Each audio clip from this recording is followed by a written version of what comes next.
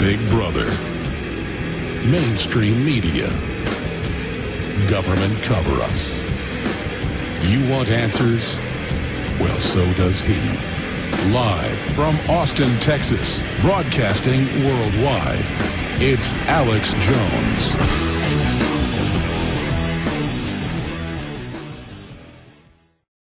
Marc Morano was the senior advisor to the big committee researching whether climate change was man-made or not. He runs the preeminent site researching the global crime bosses that want to be able to decide what type of toilet you have, light bulb, federal home inspections. Obama has announced, outside of law as our supreme ruler, just like with the carbon taxes and regulations on power plants that aren't part of General Electric's insider operation, that fire trucks, concrete mixers, semis, heavy-duty pickups, and all trucks in between will, for the first time, have to trim fuel consumption. Well, they already do that with all the catalytic converters. And emissions, they've been cutting emissions for 2 decades of heat-trapping gases. So that evil carbon dioxide, under new efficiency standards announced Tuesday by President Obama. The White House said the standards will save businesses billions of dollars in fuel costs. Oh, yeah. Yeah, right. Help reduce oil consumption and cut air pollution. The standards also apply to vehicle models after 2014, or 3 years away. This is just devastating, and it's carbon rules. But the good news is, despite all their fear mongering and Obama saying, or his mouthpiece Al Gore saying polar bears can't swim, we've had some huge victories. We're have Marc Morano here to break that down for us. Some big victories have taken place in the last 2 weeks. The Hadron Collider found and backed previous science that it's space ions that are forming most of the heat-trapping clouds. NASA's had to admit that more heat goes out of the atmosphere than they thought. Others, like NASA, have had to admit that carbon dioxide follows heat increases, not the other way around. 3 years ago, it was found in UK courts that Al Gore had flipped the graph and had carbon dioxide before the heat increases. So a lot of things are coming out right now. But the best news that Marc Morano covered at climatedepot.com, and today I noticed it's in the Hill newspaper and other mainline publications confirming it, was that he began a expletive-laced tirade that we cannot repeat here, and all but admitted that their system is falling apart and that they are not going to be able to get their overt carbon taxes on people. So they've invested billions in getting the public to have to pay them a indulgence for the sin of breathing, because we put off carbon dioxide just like cars do, that plants then respirate from and live from. And so their system is being routed, according to the view and research of Marc Morano and others. So, Mark, please give us a breakdown of the devastating victories against the carbon mafia that the globe is having. Well, thank you for having me on, Alex. The first victory is science and data. And this is so compelling. From A to Z, the entire case for man-made global warming is collapsing. You can start with Antarctica, the Arctic. Antarctica is at or near record sea ice extent. The Arctic, so many new studies have come out on the Arctic that, are you ready for this? Drum roll, please. Andrew Revkin, the mainstream lefty environmental reporter for the New York Times, announced yesterday that he no longer believes the Arctic will face a death spiral, and he actually says, quote, "I'm not worried about the resilience of the Arctic and not worried about a tipping point." And he rejects the idea of a death spiral. This is a mainstream reporter bailing out on probably the single greatest talking point that the global warmers have had, these frightening and scary loss of the Arctic. Never mind that the low point of Arctic ice, 2007, was due to high-pressure days, unusual winds, ocean currents, and not man-made CO2. Never mind that we started monitoring the ice in 1979 at the end of the global cooling scare. So we picked a period where it had the most ice, and then we've had a few, 2 decades of warming followed by either cooling or no warming. The high point in temperatures is still 1998. So from the A to Z, polar bears at or near a historic population high. The indigenous people in Canada say they're absolutely thriving. Even the polar bear that killed this kid recently was actually, they were talking about how much ice there was in the area. So you look at sea level. Al Gore showed you maps of Florida half underwater. Sea level now, not only is it not accelerating, some monitors are showing sea level decelerating. They're actually dropping since 2004. Mount Kilimanjaro, Gore made it a huge feature in his film, now gaining ice and snow.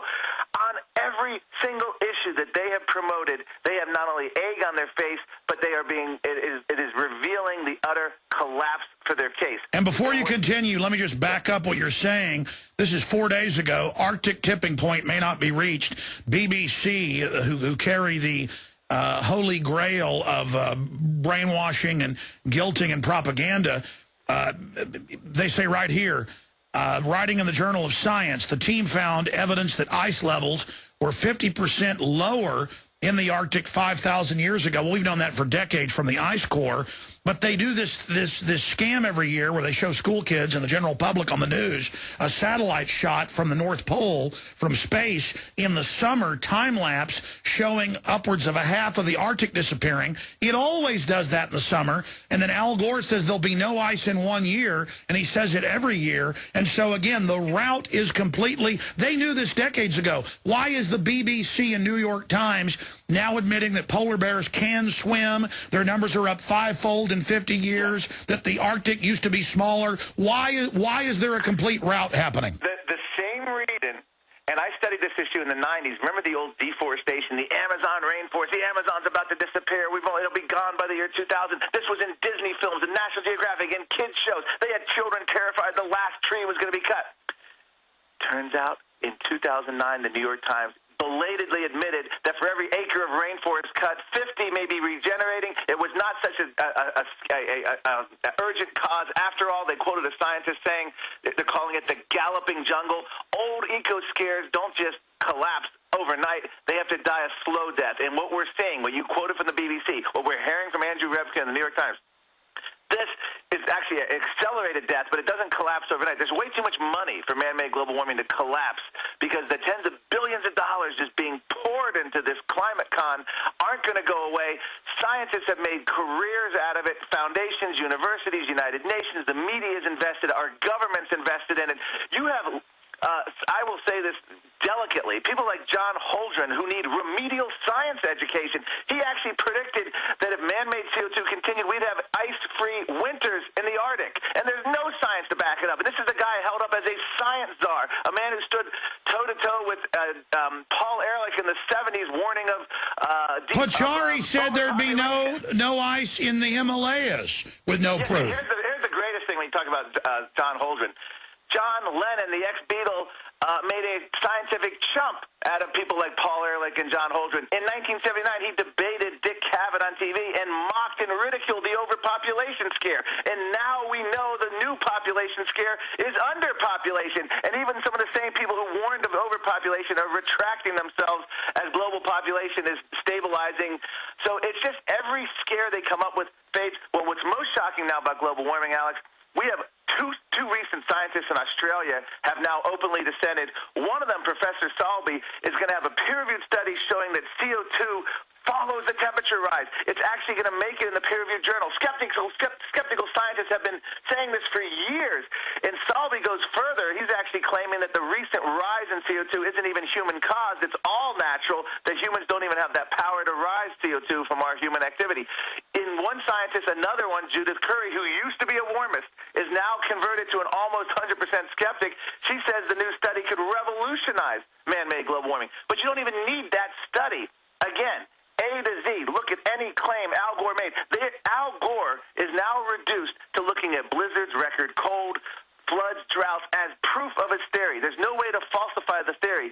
Al Gore and the man-made global warming movement have morphed into the predictions of Nostradamus, the Mayan calendar. It is not science anymore. And there's always going to be extreme weather, and every time there is, yes, he says, pay me money, and I'll fix everything. Now, the problem is, and I want you to get into his tirade at the Aspen Institute that you first broke from your sources, now confirmed, just blubbering anger by the collectivists that want to be able to run our lives.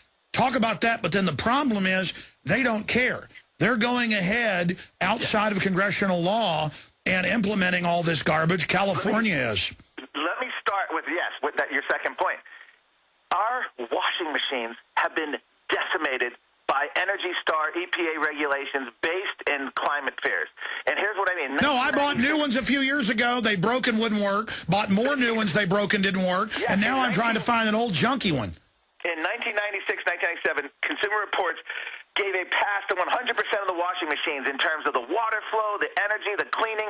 They all passed. Fast forward to recent years, and now we're finding even high-end washing machines are failing the test. Why? Because our government has sapped washing machines of power and energy. They no longer can clean clothes. They're going after our refrigerator next. They're actually going to go after ice makers. They've gone after our shower heads, our faucets, our toilets. They're going, and here's the headline of the day, Alex. The American SUV is regulatorily dead as we speak. Obama's new regulations of 50-mile-an-hour plus per gallon rules by 2025 completely lay waste to the SUV. They're going to cram electric cars down our throat, which the president of Audi correctly stated. You'd have to be an idiot. Only idiots buy these cars. What, they've only sold like 1,000 volts or something? No one wants their crud. People will be dying in Minnesota and other places in the winter as their cars run out of juice and they can't refuel them and they're stuck on the side of the road under 10-foot snowdrifts. It's a life and death issue. You have the head of GM calling for gas tax increase so they can sell their cars that no one wants to buy. So they've already succeeded in many ways. And then, of course, we have the EPA regulations lying in wait that's going to regulate what we exhale from our mouth, CO2. We inhale oxygen, exhale CO2. We have those lying in wait. Obama has wisely decided to wait until after the next presidential election. But we are facing very serious threats, and that is going to be the regulatory nightmare of the world. We're already talking governments around the world. The Japanese government is telling their people they had to go to bed an hour early to fight global warming. The head of the UN climate panel, Rajendra Pachauri, has said Americans can no longer have ice water in restaurants, that's too expensive. But meanwhile, all these guys live in incredible palaces. Yes. Nat Rothschild, over there running the climate exchange, has giant yachts, jets, private islands, lavish parties. Prince Charles calling to cut everybody's... telling old ladies not to take hot baths. I mean, these people are so incredibly disgusting. But speaking of that, speaking of John Lennon on national TV, talking about overpopulation being a fraud, here is that clip from the TV show you mentioned, Marc Morano. Here it is. I think it's a bit of a joke the way people have made this overpopulation thing into a kind of myth. I don't really believe it. I think we've got enough food and money to feed everybody. And I think the natural balance, even though old people will last longer, I'm sure there's enough room for us. Oh, I think you're wrong about that. Oh, I don't care. All right. And there you have it. John Lennon from the grave making a scientific jump out of Obama's science advisor, John Holdren, and Paul Ehrlich. By the way, Paul Ehrlich called for forced sterilization agents in our water to reduce population. He was called worse than Hitler by his contemporaries in the 1960s and 1970s. John Holdren opposed the agricultural revolution of Norman Borlaug, who won a Nobel Prize by bringing golden rice to Asia and feeding billions of people and creating, a better life for people. You know why John Holdren opposed it? Because he didn't want our earth to support more people. It is, as Patrick Moore, the former founder of Greenpeace, said, environmentalism today is the most anti-human agenda, and that's what we're finding in Africa. We have people like Governor Jerry Brown in California who said at UN conferences, I interviewed him in 2002 at the Earth Conference, the developing world can't emulate Western prosperity because the Earth couldn't handle it. We need something like 10 or 20 more Earths to handle it. Here you have white, wealthy Westerners telling people of color, 1.6 billion of them, don't have running water, electricity, living in dire poverty, their children dying in infant mortality, living in huts made of dung, being told by white, wealthy Westerners they can't have what we have because the Earth can't handle it because of fraudulent man-made global warming fears. If that is not a racist message, I don't know of anything else that is. We have people, Ugandan activists in Africa, saying that Al Gore uses more electricity in a day than they use in a year.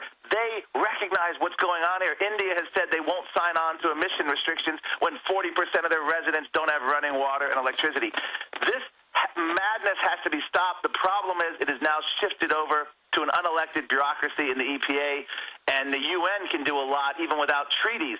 And the United States can commit us to a lot without even having the Senate ratify. But the good news is we're starting to turn the tide.